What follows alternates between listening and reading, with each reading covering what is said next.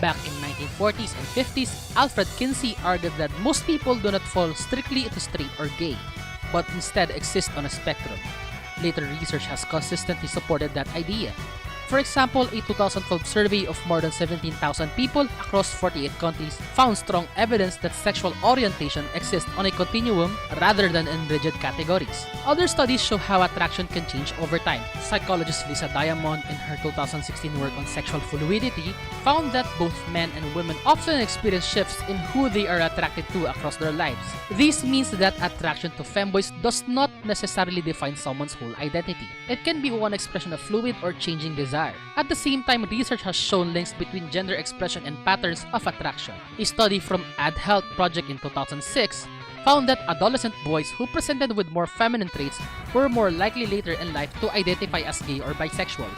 Now, this does not mean that liking femboys makes someone gay, but it does show that femininity and male presentation often interact with how sexuality develops. What all of this suggests is that orientation is more complex than the labels we usually rely on. Some people who are attracted to femboys identify as straight, some as gay, some as bisexual, and some avoid labels altogether. And culture plays a role too. In societies with rigid views of masculinity, liking femboys is often quickly labeled as gay. But in more fluid cultures, it may just be seen as some form of attraction among many. So is liking femboys gay? For some people, it might be. For others, it might not be.